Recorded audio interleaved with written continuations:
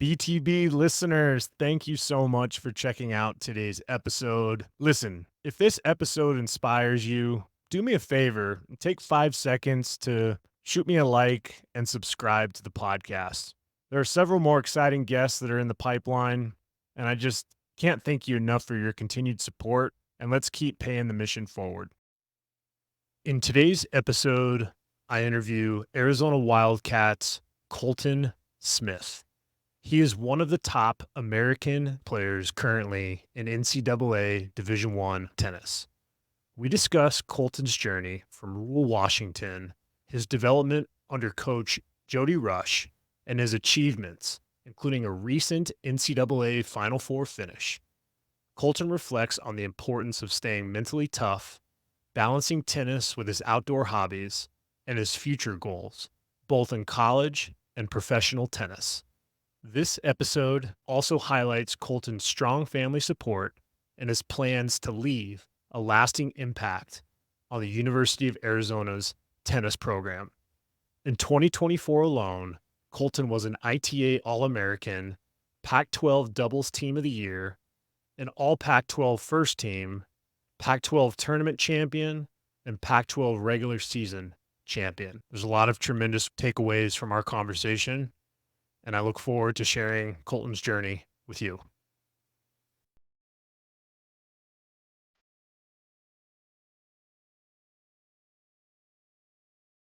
Welcome to the BTB Project, designed to empower listeners to identify their why and to live their best lives no matter the circumstances. My name is Kollman Gearhart, a former athlete and motivational coach. I've had the opportunity to inspire thousands through my story and help accomplish what they are built to be. You'll be encouraged by each and every episode, and let's get into it.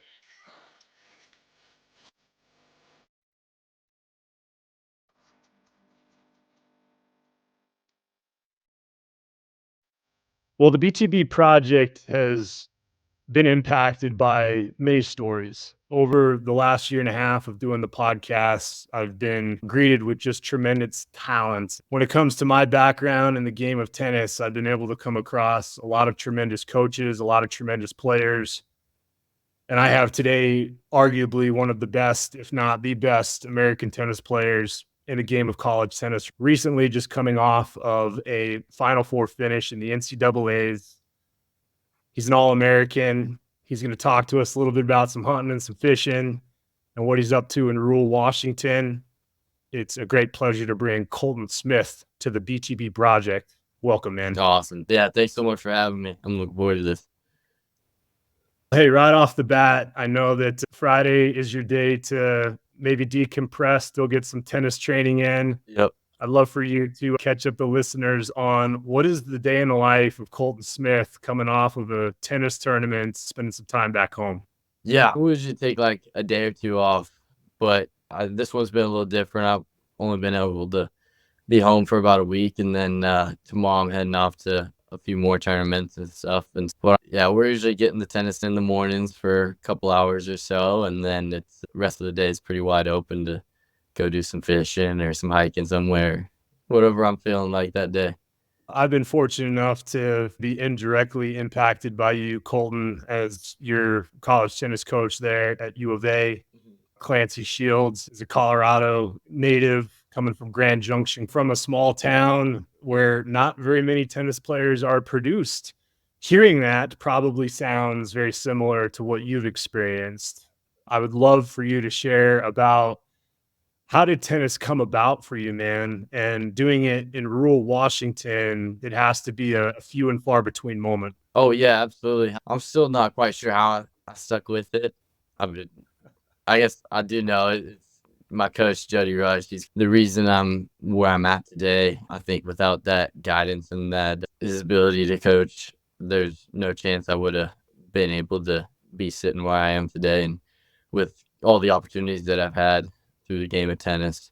But yeah, it's every now and then you'll get some people out of here. Like we've got Ty Gentry. Actually, I've just been hitting with him the last week and played doubles with him in Champaign. But for the most part, yeah, rural Washington, we're not too many tennis players are coming out of here. But yeah, it's been a crazy journey just being able to get to where I'm at. It definitely hasn't been easy, and there's been a handful of challenges, but it's something's always worked out, which has been nice. You strike me as someone that I could say all of the accolades about what you've accomplished, man, and you're always going to probably deflect it to the people that have helped you get to where you are. And I don't take lightly of what you said about your coach. There's been a lot of coaches that I've had along the way that even here in my office, I got a ball up here to my right that completely changed my life. Where my coach brought out a ball one day and said, "We're going to see how many we can hit in a row." Uh-huh. And 503 balls later, I learned how to be consistent. And that consistency ended up bridging into several different aspects of my life. So when I share that to you, I would love for you to share a moment with your coach where you realized, hey, this whole tennis thing, not only do I love it, but I think I can be pretty good at it. Do you remember that moment? Yeah, I've always felt like I could take it somewhere, but that was probably my younger, naive self talking of like, "Oh, I'm gonna be a professional tennis player when I was 7."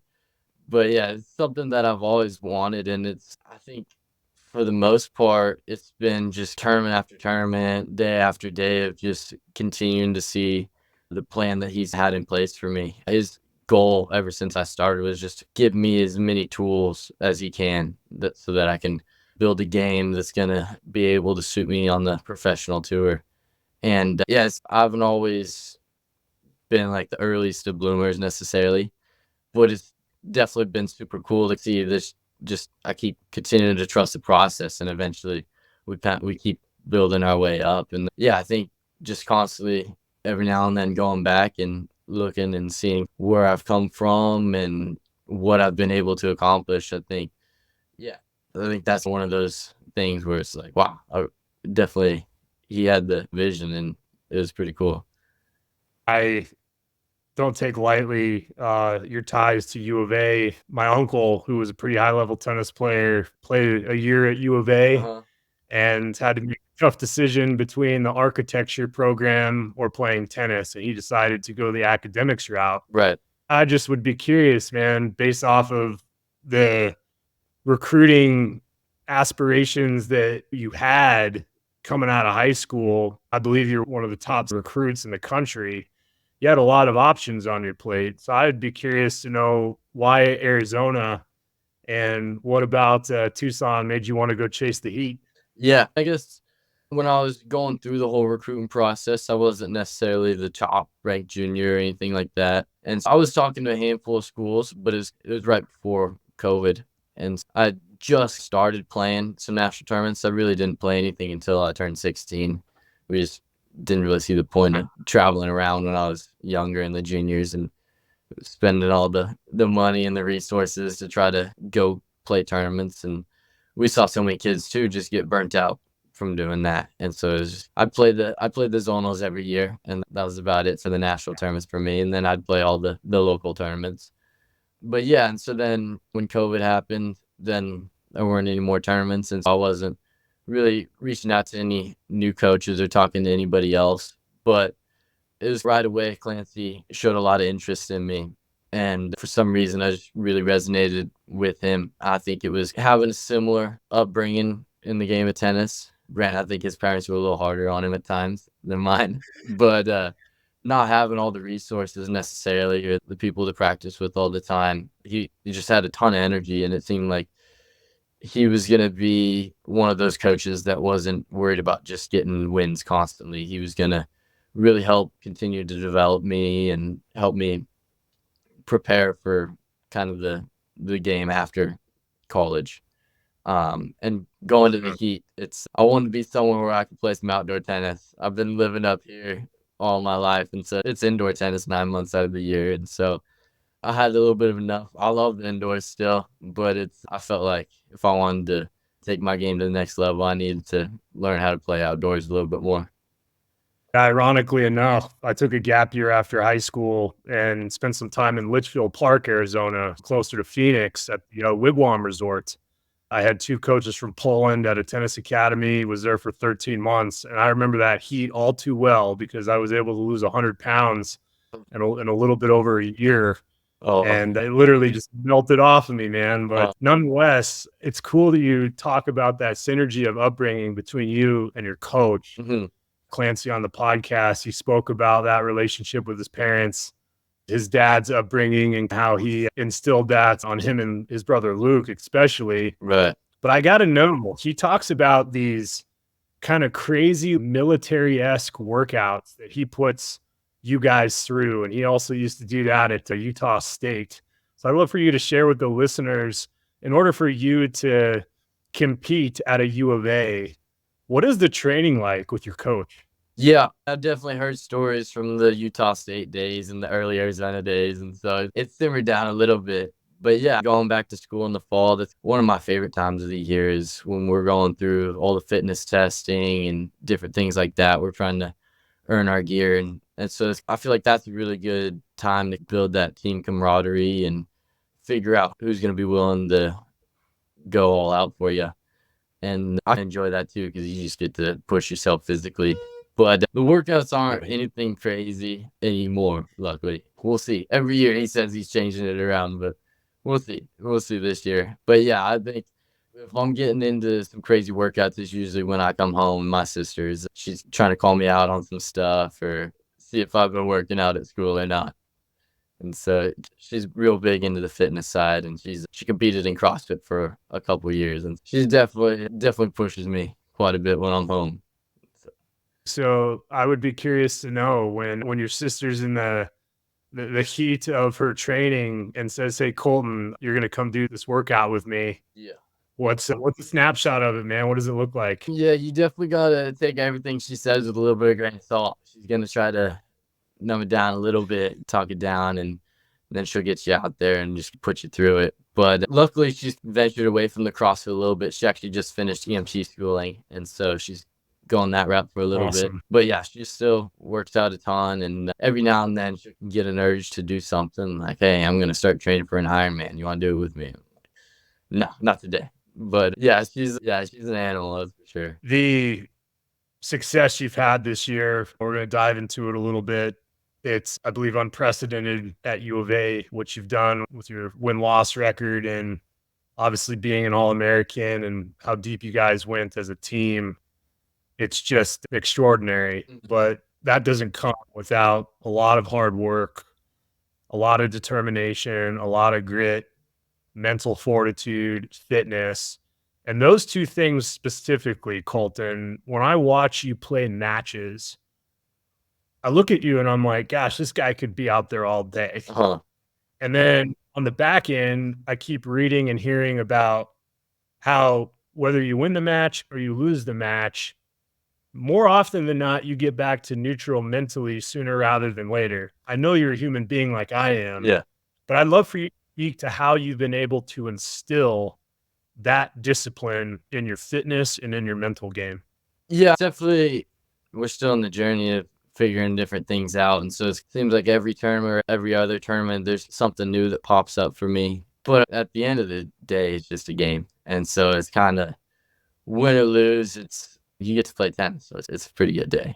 And so yeah, I've just been really fortunate to be able to enjoy my time. And I think a big part of my upbringing was just the fact that there wasn't any pressure on me, win or lose. And I think it's always been just trust the process, keep building up what we're working on. And so it's like the losses I enjoy them at times because you get exposed in areas and then it's fun to go out and work on that stuff. And so yeah, I don't dread the losses or anything like that. Granted, I think during season and different things like that, it's a little bit harder to lose because your team wants to win so bad.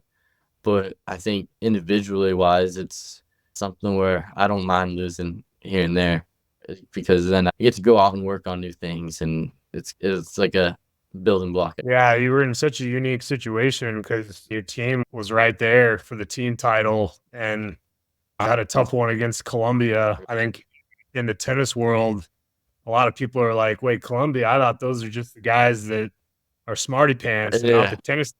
But some great players, but you had a really unique situation because here you are in that team title, but then make this run in the individuals. What was it like to come up against Columbia twice, both in the team aspect and as an individual? Yeah, no, we definitely have been hearing about them all year. They've been doing some really incredible stuff with their program, all the matches they were winning and the runs they were making. And so it was definitely one of those things where we didn't take any of those matches lightly.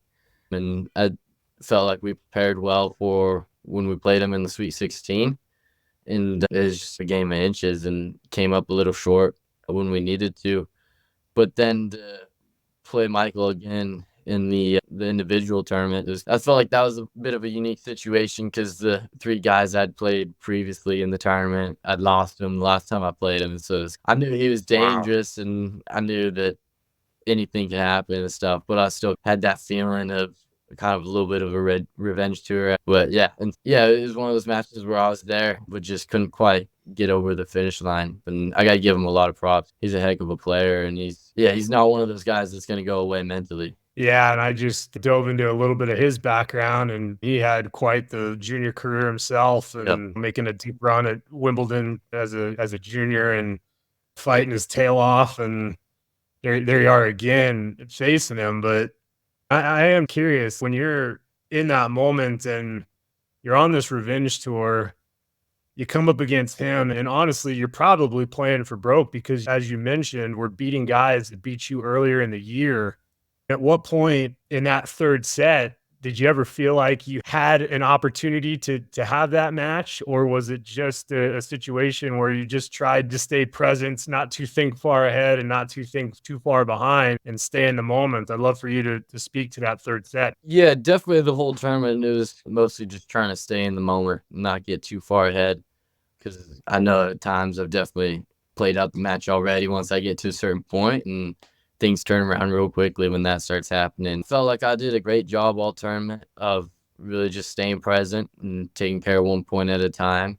Even in that match, I felt like I was doing a pretty good job. I think in the second set, when I got up a break, I held off a little bit, and it's something that I'd been doing every now and then in some bigger matches. And so I think that was another area where I'm glad I got exposed there, because that's, I think, the next piece of my game to develop is being able to put guys away or really consolidate those breaks. It's just one of those days where he was able to get the better end of some of the bigger points. And yeah, yeah, it was one of those matches where I wish I could have had it back, but at the same time, I'm glad it happened because everything happens for a reason.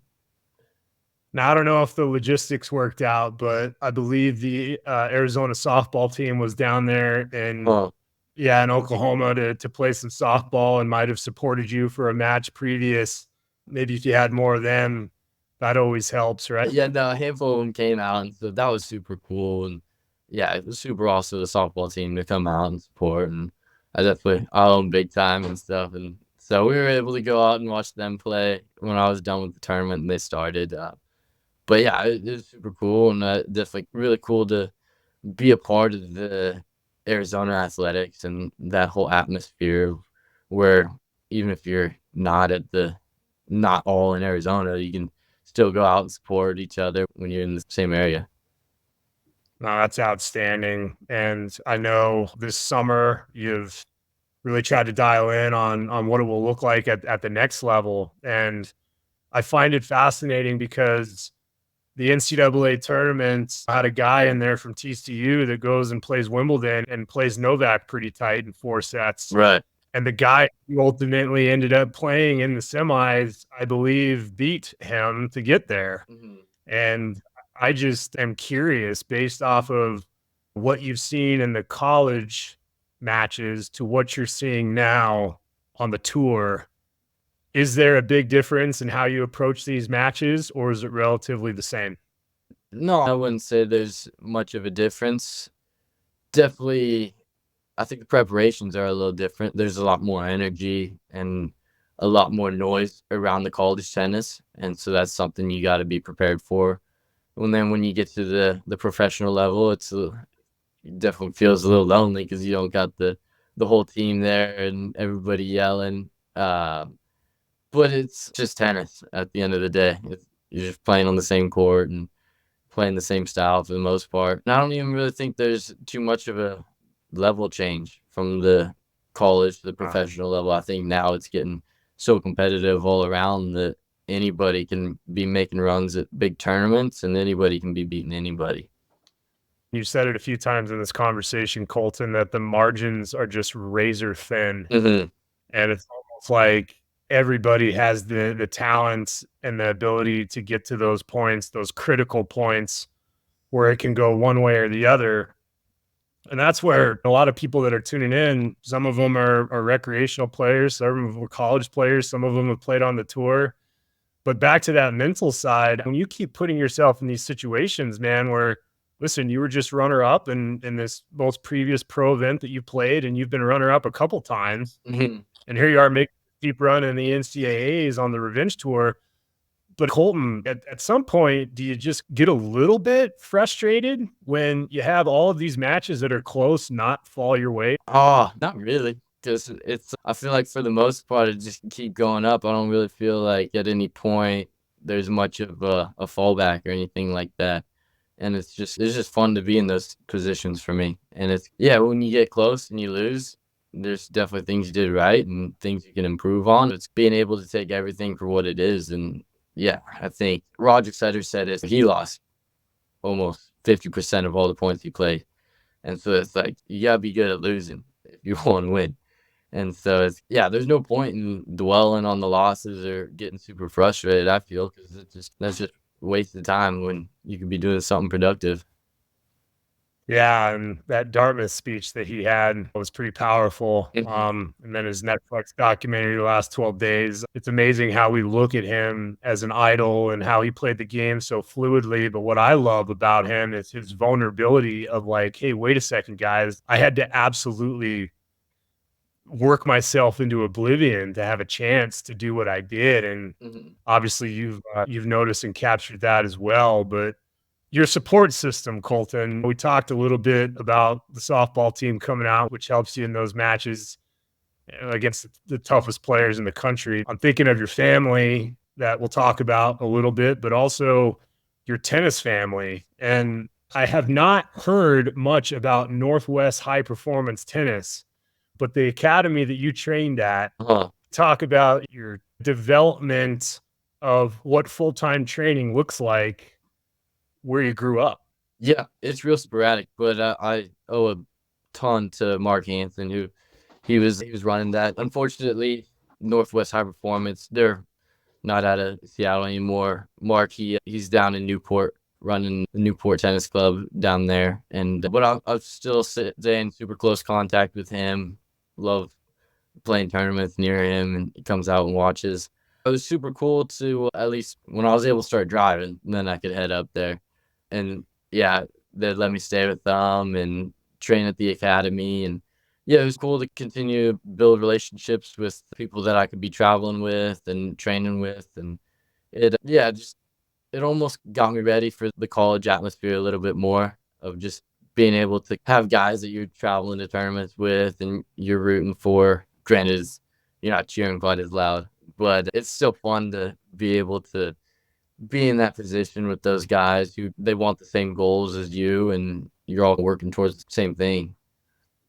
Yeah, the academy setting is it's always really special because I know I started this segment by talking about support system and family and those people that you're training with and the coaches that you're talking about. Those are relationships that you're going to be able to lean on for the rest of your life. And yeah, when push comes to shove and things are tough on the court, you probably think of those moments at the academy where you were putting in that extra work or extra few reps or whatever it may be. And Mhm. that's got to be something that you lean on in these moments where you're putting yourself in contention to win these tight matches, right? Yeah, absolutely. I think having that, at least the structure of an academy, it gets you ready for a lot of things.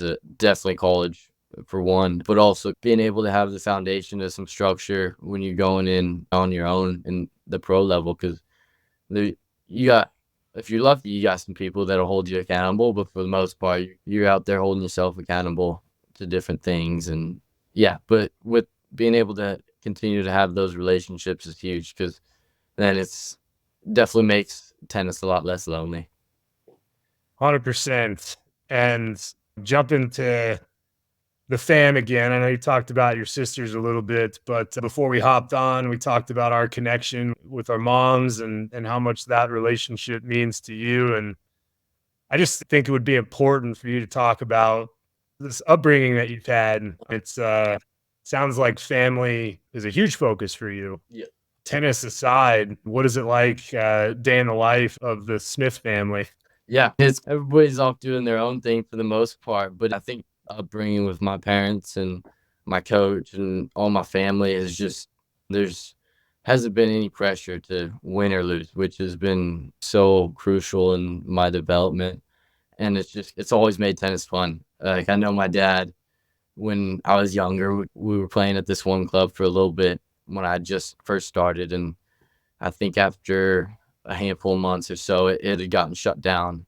That was pretty much it for indoor courts around us. We ended up having to drive 45 minutes every day to this one club with 2 indoor courts. And my dad, he started playing at the time, but then he broke his wrist. And so he's the only person I was able to hit with. But he put me on the ball machine and he just sit in the corner and just let me hit balls at him all day. And yeah, he's always found a way to make it fun for me. And it's just win or lose, as long as I'm working hard and not throwing a fit or anything like that, they're always gonna support me. I just feel so lucky to be able to have had the upbringing and the childhood that I've had.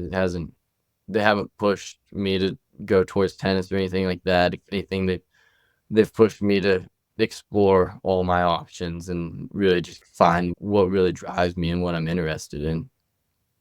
Was the first time you beat your dad? Oh, that was I think I was 11. I remember, yeah. It was a pretty good set, and it wasn't a close set either. And so I think I surprised myself a little bit too. But yeah, that was one of the last times we played. He started to venture off into other things after that. But yeah, that was a great day. We've been certainly jumping around on your career, and I want to fine tune on where you're at today and where you're looking to go, Colton. Your senior years, you're coming on top of that, and obviously dabbling into these pro tournaments. I'd love for you to share with the listeners what is the short term and long term goals for the tennis aspect of your life. Yeah, so definitely these next 3 tournaments coming up, of the 2 futures and the challenger, are what I'm putting all my attention towards right now. And then getting in the next day or 2, maybe setting up a schedule for the whole fall season of what that's going to look like. There's going to be the individual tournament in the fall now. And so that'll be interesting to see how some of the college tournaments are going to work out with that. And then, but still continue to try to play as many challengers and futures as I can, trying to use up the accelerator program, use that to the best that I can. And then, yeah, going all out in the spring and trying to really, I guess, leave my mark on the program for good. And then I think as of now, I'm going to try to move down to Newport next summer, maybe get a place there with one of my teammates or kind of somebody there, and then train and travel out of Newport and just see where it takes me. Newport's not a bad spot. No, yeah. I definitely think you would enjoy yourself there if you haven't already spent some time there. But here you are as this prolific tennis player in the United States, but you also love to get out in the open space and find some game or whatever you got to do to tick that box. What's harder for you to learn? Was it shooting skeets or a tennis racket? I don't know. I've definitely put a lot more time into the tennis, I think. Got a lot more technical, or at least just had a lot more guidance with it. The whole hunting and fishing, I think I've done a lot of that with my dad, but that's tricky because that's always unpredictable. You never know what you're gonna get on any day. And but yeah, I know that's a piece that's always gonna be in my life and always a big part of it. And I think that's I definitely need that from time to time. I think if I get too much into the tennis grind, then it can become a bit of a hassle. But if I'm able to balance out the fishing and the hunting side of it with the tennis, then I'm doing all right.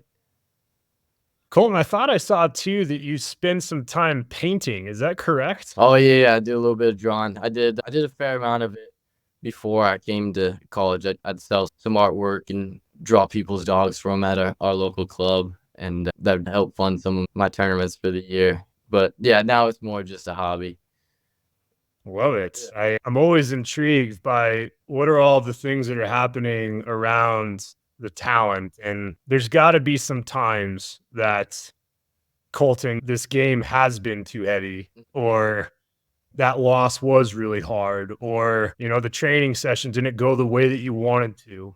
If you had to give some advice to the listeners and maybe reflect on a time where it was just tough, how'd you get through it? And what advice do you give the listeners for them to get through it? Yeah, ultimately, I tell everybody this is just a game. And so it's win or loss. It doesn't define who you are.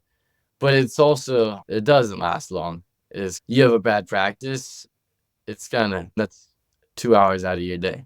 You can't let it ruin your entire day, because then I think once you start getting to that point, then you definitely need to change some things up. But yeah, that stuff is all temporary. It's not going to stay forever. Once it happens, you can deal with it a little bit, but then you just got to let it go and move on to the next thing. Sometimes when I ask that question amongst the guests that I've been able to have on the project, it can sometimes be answered complicated, but you strike me as someone that just tries to keep it simple. Yeah. Because at the end of the day, when you're trying to return a 129 and keep yourself at a point, Uh-huh. you don't have time to overthink. I often have taught kids that I've coached that if you overthink, you stink. Yeah. So this simplistic mindset that you have, man, where did that originate from? How do you keep such a complicated game so simple? Yeah. I'm not really sure. I think there's definitely a time and place for the overthinking and the overanalyzing.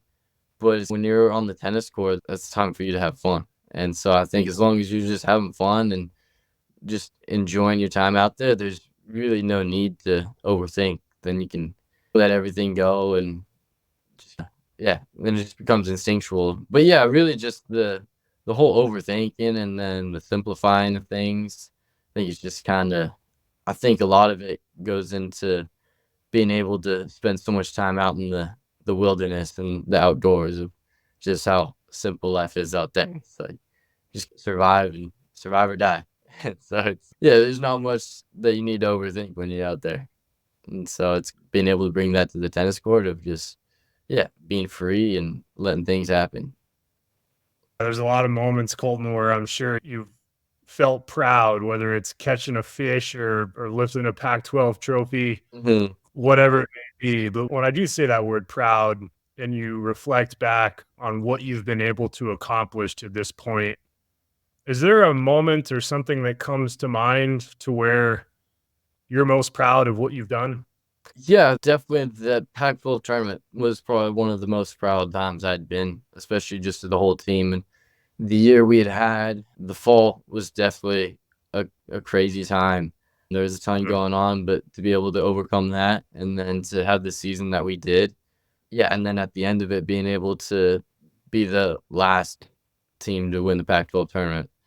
And that was just one of the moments where we didn't want to leave the court. But also, I think more recently, of just being able to overcome some different things on the tennis court and still be able to come out on top of the match and being able to learn from those times and continue to apply them into future matches and just continuing to see the progress and the rewards of that.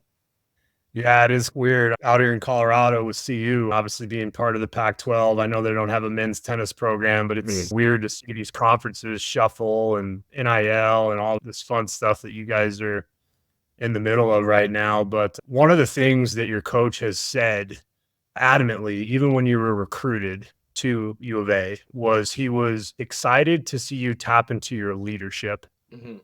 What does leadership mean to you? And do you believe that this year going into your senior year, that's where you're looking to tap into it the most? Yeah, absolutely. I think that's your best way to leave a mark on a program is how you finish. And we got 5 freshmen coming in this year, and so we're all gonna have our work cut out for us. But Yeah. it's gonna be really cool because you can really leave your mark on a lot of guys that are gonna continue to carry that torch for you But yeah, I think this year will be great. And I think I've learned a ton from the last handful of years of having different mentors and leaders on the team and being able to see where they really had success leading the team and also where they fell short in some areas. And I know I'm definitely going to fall short in a handful of areas, but I'm just going to try to do my best to be able to take everybody's own thoughts and needs into what I got to do. For sure. No, I know I've been peppering you with a lot of questions here, Colton, but I do have a couple more for you to wrap up. Is this journey of tennis life, whatever you want to call it, I believe it's come in a way that allows you to instill some wisdom and maybe give some perspective. And there's a lot of tennis players out there that would love to be a high 13 UTR and clubbing the ball for attempting to try to win national championships or on the tour. And one thing I often say as a coach is dream big and impossible's nothing. Mm-hmm. For kids that have that aspiration to take their game to the highest level, knowing what you've been able to accomplish and what you've been through, if you got to sit on a tennis bench next to a kid that is getting ready for Kalamazoo 18s, what advice would you give him, man? I'd say find you a Jody Rush. But I think, yeah, you getting ready to play Kalamazoo, you're 18, you got to go out and enjoy it.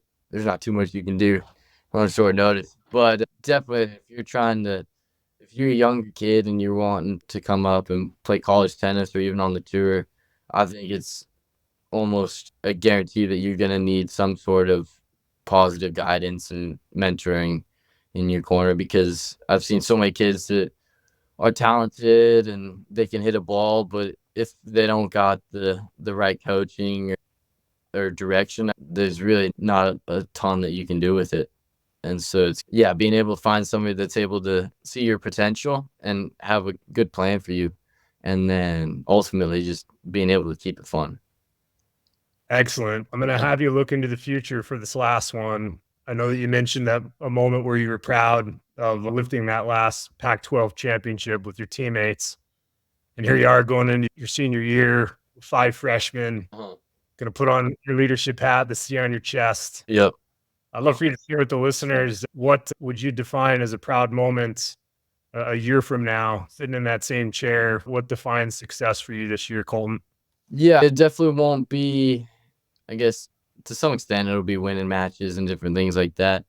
But ultimately, as long as we're able to all be a family at the end of it, and just being able to count on everybody and know that 5-10 years from now, you can reach out to any one of your old teammates and they'll still have your back for whatever you need. Or hopefully we're inviting all these guys to our weddings and different things like that. I think that's what will be successful for me, and being able to leave the program in a place where, I guess, better than you found it. That's something Clancy always talks about, is leaving somewhere better than you found it. And so that's what I would like to do. Granted, it was pretty good when I came in. I got no complaints from my freshman year. That's the one. And so it's, yes, if I'm able to do that, then it'll definitely be a successful year. It's definitely full circle for me here, Colton, knowing that I used to compete against your coach as a junior player, to then seeing how he coaches, to then seeing him coach you, and the byproduct of the young man that you're becoming and the success that you've had. I think it's tremendous what you've done. I love how you keep it simple. I love how you can literally just go off the grid at any instant to recharge and recalibrate the way that you need to. Unbelievable year. I don't take lightly to have an All-American on the podcast. It's really exciting what you have in the future, Colton. And I just wish you continued success. I wish you health, and enjoy those moments of being proud with your family, because at the end of the day, it's that support system that makes it all happen. But Colton Smith, All-American, U of A, thanks for joining me on the BTB Project. Yeah, thank you so much. I really enjoyed this, and I wish you all the success as well with your future endeavors and everything like that. And so, yeah, thanks so much for taking the time to reach out and hear my side of my story. I know where to go if I need fishing lessons, right? Yeah, absolutely. Anytime. Man, I appreciate it. All right, thank you. What I appreciated most about my interview with Colton was how he's able to take a complicated game like tennis and speak to it simplistically. His ability to grow up in a town that wasn't known for developing tennis players and learn to be resilient and learn to enjoy the simple things in life was my biggest takeaway in today's episode. Throughout his accomplishments, Colton has been able to stay grounded. We can take a lot of his advice and work that into our own lives to accomplish our goals and ambitions. There's no doubt in my mind that Colton will continue to find success on and off the tennis court. Listen, if today's BTB Project episode impacted you, do me a favor and like and subscribe to the BTB Project. Better yet, send this message to a family member, friend, or colleague and tell them why Colton's story impacted you. It's this BTB community and doing life together is where we're able to accomplish our goals, our dreams, our ambitions, and truly make a mark on this world.